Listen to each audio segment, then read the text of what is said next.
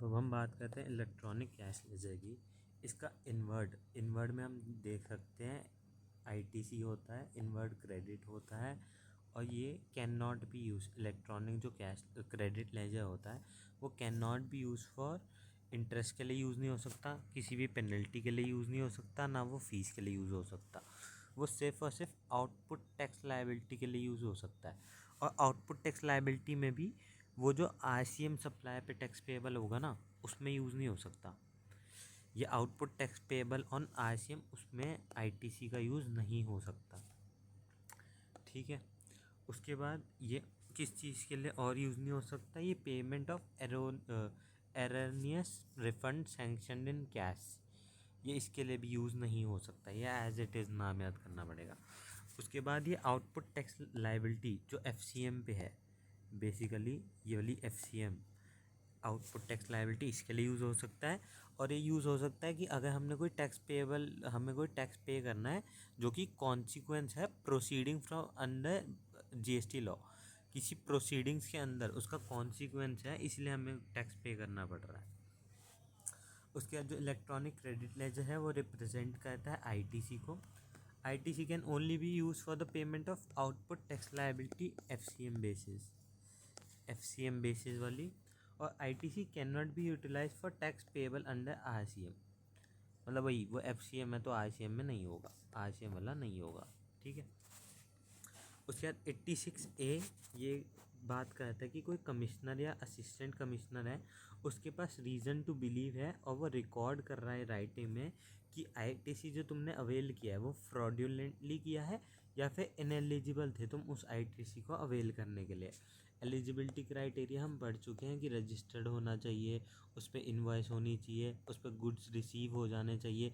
इसकी exemption bill to ship to model की, हम गुड रिसीव नहीं करते तो हमें तब भी आईटीसी मिल जाता है। उसने रिटर्न भरी होनी चाहिए। ठीक है। वो इनएलिजिबल वाले अगर तो कंपोजिशन स्कीम का है तो वो इनएलिजिबल हो गया, वो एग्जेम्प्टेड सप्लाई दे रहा है इनएलिजिबल हो गया, पर्सनल पर्पस के लिए दे रहा है तो भी इनएलिजिबल हो गया। तो ये प्रोहिबिट करता है कि यूज़ करें हम आईटीसी को टू डिस्चार्ज एनी लाइबिलिटी, और प्रोहिबिट करता है ITC claim of refund of any unutilise amount. हम आईटीसी का अनयूटिलाइज अमाउंट का रिफंड क्लेम कर रहे हैं या उसको भी प्रोहिबिट करता है 86A। अब 86A पे उनके पास कौन से ग्राउंड होते हैं बिलीव करने के लिए कि जो हमने आईटीसी लिया है वो फ्रॉडुलेंटली लिया है। तो इसके ग्राउंड्स का है कि जो क्रेडिट अवेल्ड हुआ है वो रजिस्टर्ड पर्सन पे हुआ है on invoice which is not actually receiving goods, उस पर हमें गुड्स नहीं मिले हैं उस इनवॉइस पे, वही कि इनएलिजिबल है। ठीक है।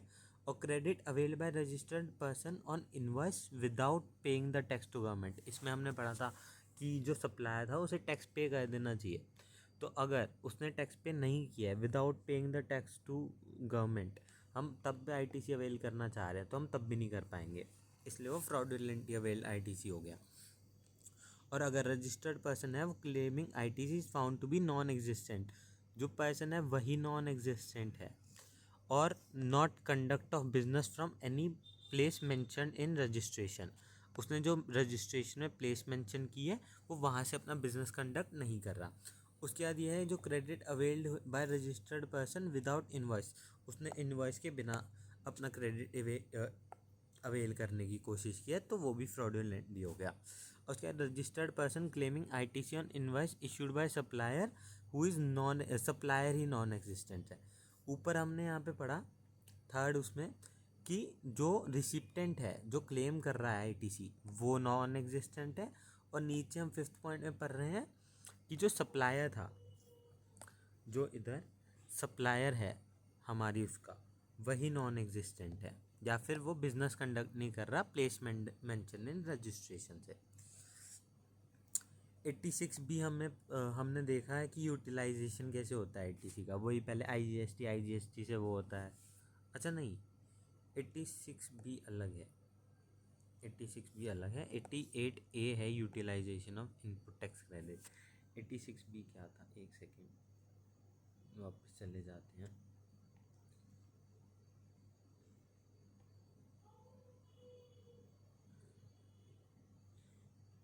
अच्छा ये ऊपर ही है। तो 86B बात करता है कि एक्सेप्शंस हैं tax supply exceed eligibility tax supply registered person exceed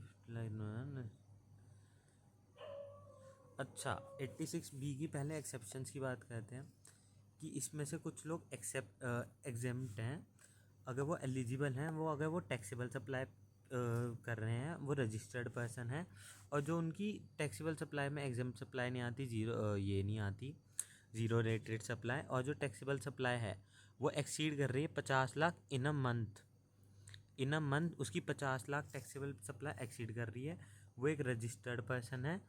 और अगर उसकी लेस देन 50 लाख है तो 86 एप्लीकेबल नहीं होगा। ठीक है, टैक्सेबल सप्लाई की ही बात कर रहे हैं।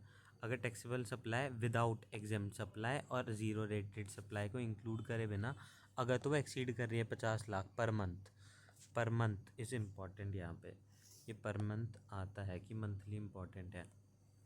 अगर तो वो एक्सीड कर रही है तो ठीक है, बट अगर वो एक्सीड नहीं कर रही तो 86B एप्लीकेबल नहीं होगा। ठीक है, तो उस केस में हमें जो 100% अपना आउटपुट टैक्स लायबिलिटी है उसमें से 99% जो है उस पर हम ITC यूटिलाइज़ कर सकते हैं, बट जो मिनिमम 1% है ना उसके लिए हमें इलेक्ट्रॉनिक कैश लेजर से पेमेंट करनी ही पड़ेगी। बेसिकली ये बड़ा बायर या बड़े सेलर की बात कर रहा है।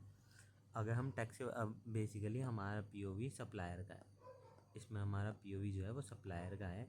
हम आउटवर्ड टैक्सेबल सप्लाई कर रहे हैं जो कि एग्जाम्प्ट नहीं है, ज़ीरो रेटेड नहीं है, और ये जो हम कर रहे हैं एक्सेस ऑफ 50 लाख कर रहे हैं। और अगर एक्सेस कर दिया तो उसमें जो 100% हमारी टैक्स लायबिलिटी आएगी उसमें से जो 99% है वो तो हम पे कर सकते हैं ITC के द्वारा, बट बची हुई जो 1% होगी उसे हमें कैश लेजर से ही पे करना पड़ेगा, और कोई ऑप्शन नहीं है हम पे। अब इसकी एग्जाम्पशन क्या क्या होती हैं कि हमने पे कर दिया income tax more than 1 lakh in last 2 financial year for which the time limit for return has expired, या फिर हमने रिफंड रिसीव किया है मोर देन 1 लाख का under zero rate supply in preceding year, या फिर हम मोर देन ऑलरेडी डिस्चार्ज कर चुके हैं more than 1% of output tax liability through electronic cash laser. ठीक है, हम ऑलरेडी डिस्चार्ज कर चुके हैं मोर देन 1%, तो हमें ऑब्वियसली बार बार थोड़ी डिस्चार्ज करने होगा। और जो 86B है वो नॉट एप्लीकेबल है टू स्पेसिफाइड पर्सन, जैसे कि government, local authority, statutory body और पब्लिक सेक्टर यूनिट्स। ठीक है, उसके बाद हम वापस नीचे वाले पे एक बार चल जाते हैं। इसमें IGST वाला ये फुल्ली यूटिलाइज होना चाहिए 86B 86C QRMP के एग्जाम्पशंस। ठीक है, उसके बाद 86B बात करता है कि calculation of interest on delayed payment of tax. ये हमने देखा था, ये हमने इंटरेस्ट का पार्ट देखा था एक जगह, मेरे को भी याद नहीं मैंने कहाँ बताया था, बट ठीक है। जब भी हम कोई डिले कर देते हैं तो पेमेंट ऑफ टैक्स में, तो हमें उस पर इंटरेस्ट देना पड़ता है, ये हमें सेक्शन 50 बताता है, और इंटरेस्ट शेयर होता है 18% का। अब इसमें दो केस हो सकते हैं, केस 1 और केस 2। केस 1 बात करता है कि जो हमने GSTR 3B है और पेमेंट ऑफ टैक्स है, GSTR 3B हमें कब भरनी होती है 20th को, या फिर अगर हमने QRMP ऑप्ट कर रखी है तो 22 और 24th को। ठीक है, अगर वो हमने डिलेड बेसिस पे की है और जो पेमेंट ऑफ टैक्स थी वो भी हमारा डिलेड बेसिस पे है, तो जो इंटरेस्ट की कैलकुलेशन होती है वो नेट बेसिस पे होती है। नेट बेसिस का क्या मतलब, हम उसमें से हम आउटपुट टैक्स और ITC जितना भी हम पे अवेलेबल है हम उसको माइनस करके हम 800 पे इंटरेस्ट निकालेंगे, 800 पे 18% का इंटरेस्ट निकालेंगे हम। ठीक है, बट इसमें एक दूसरा केस भी है। दूसरे केस में ये बोला गया है कि अगर तुम्हारा GSTR 3B और टाइम पे फाइल हुआ है, ऑन टाइम फाइल्ड, बट तुम्हारा जो पेमेंट ऑफ टैक्स था वो डिलेड बेसिस पे हुआ है, सिर्फ एक चीज़, और वो भी payment of tax delayed basis में फाइल हुई है। ठीक है, तो हम ग्रॉस बेसिस पे निकालेंगे। इस केस में क्या था, इस केस में था दोनों चीज़ें डिलेड बेसिस पे फाइल हुई हैं, इसमें सिर्फ payment of tax delayed basis पे फाइल हुआ है, और पेमेंट ऑफ GSTR 3B की रिटर्न टाइम पे फाइल हुई है। अब इस पे जो इंटरेस्ट कैलकुलेशन है वो ग्रॉस बेसिस पे होगी। इसमें हम 1000 ही लेंगे, हम पे 200 रुपये का है ITC, but it can not be utilized, हम उसे यूटिलाइज नहीं कर सकते। हम सीधा 180, इसका 18% कितना होता है 180 है ना, तो 180 का इंटरेस्ट की पेमेंट करेंगे। अब इंटरेस्ट की सेटलमेंट कैसे होगी, ये कैश लेजर के थ्रू होगी। क्रेडिट लेजर में सिर्फ आईटीसी होता है और आईटीसी यूटिलाइज नहीं हो सकता इंटरेस्ट की उसके लिए पेमेंट के लिए, ठीक है। तो सिर्फ और सिर्फ कैश लेजर से इसकी पेमेंट होगी।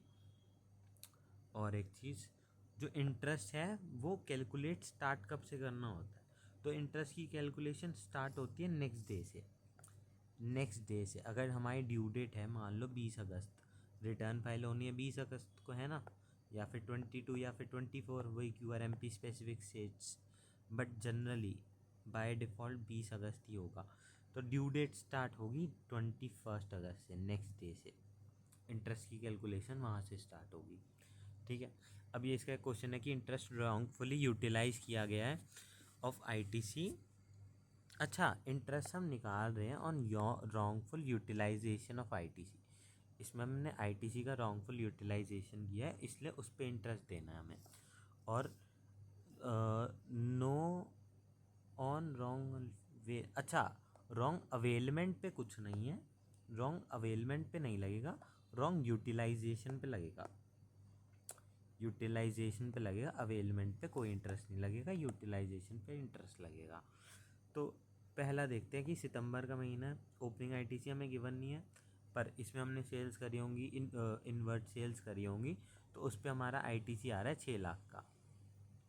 अब इसमें से हम इसमें से नहीं, मतलब अलग से हमें रॉन्गफुल आईटीसी अवेल गिवन है 50,000 का, तो हम पे टोटल आईटीसी आ गया 6,50,000।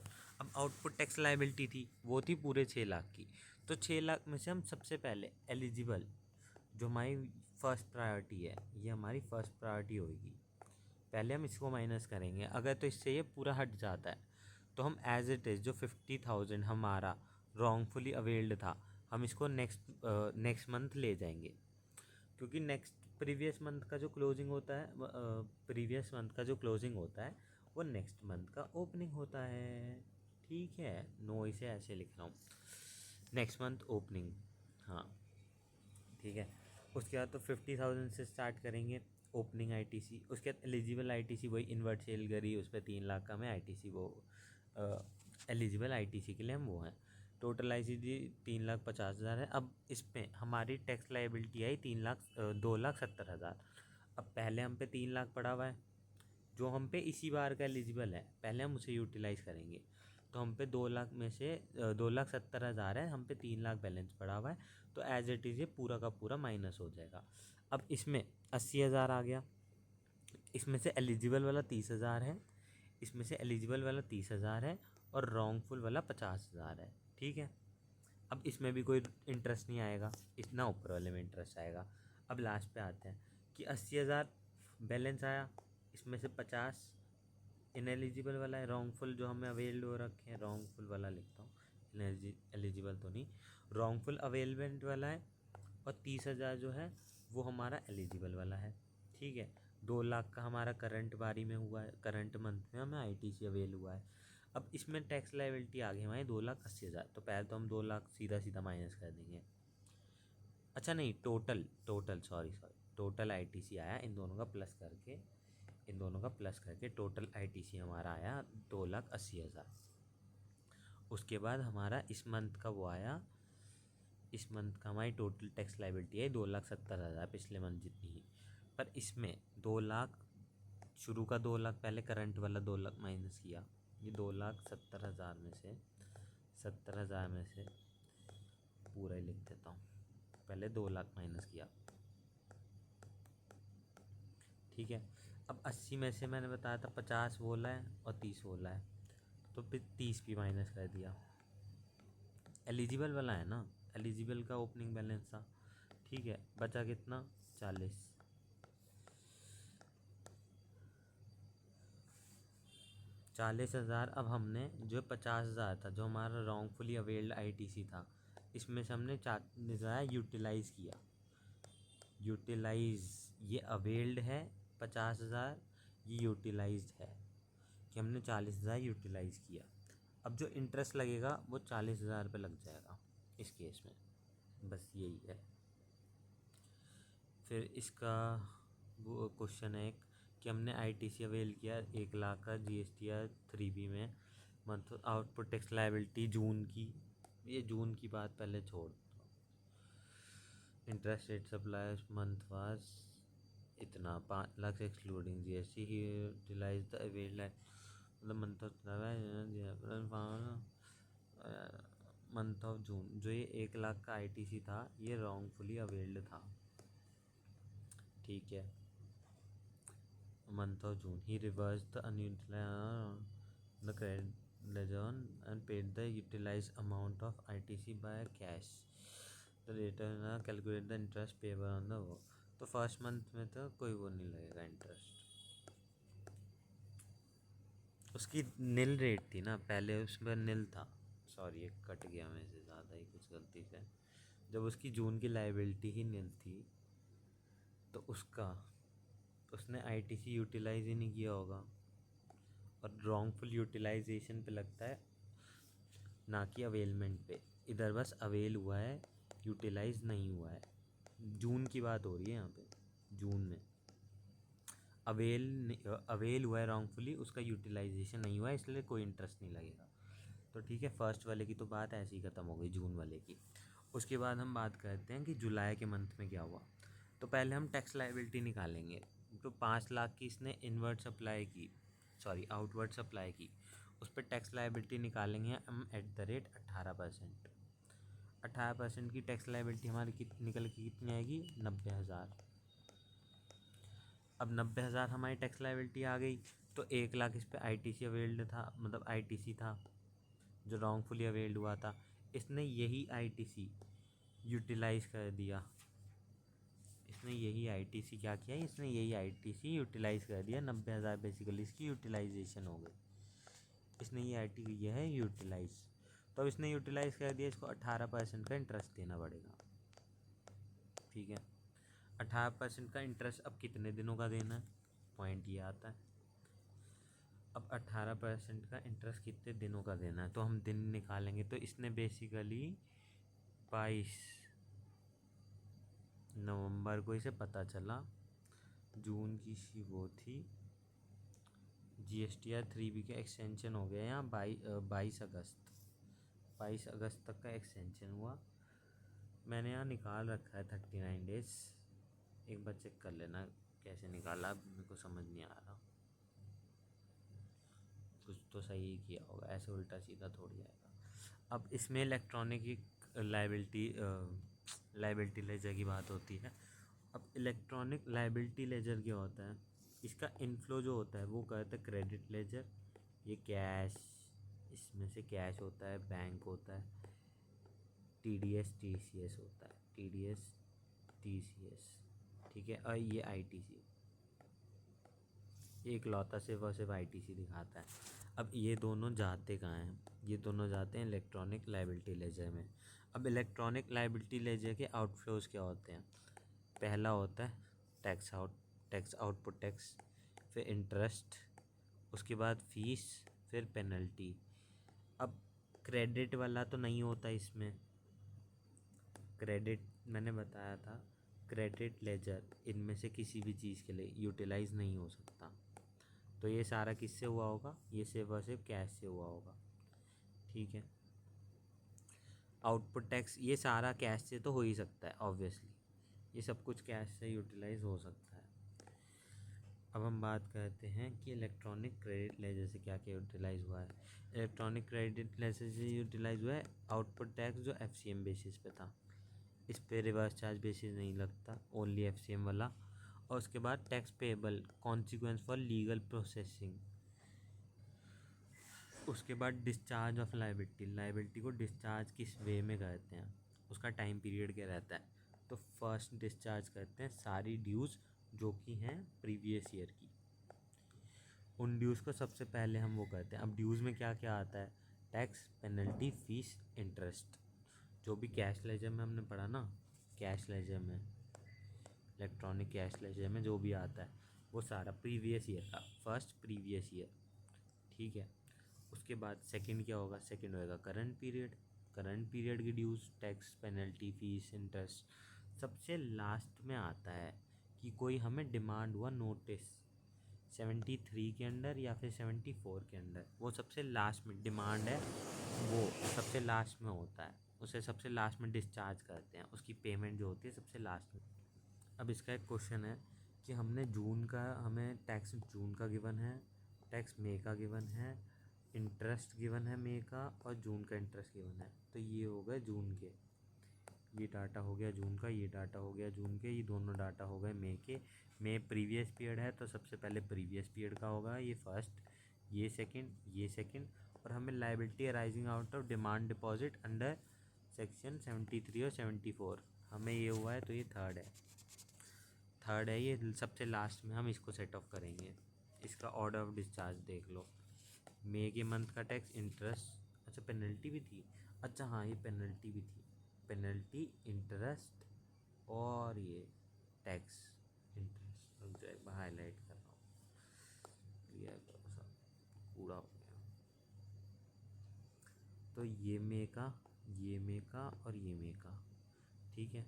इन सबको हम डिस्चार्ज करेंगे सबसे पहले, उसके बाद जून वाले को, और सबसे लास्ट में डिमांड ऑफ ड्राफ्ट को, बस यही था।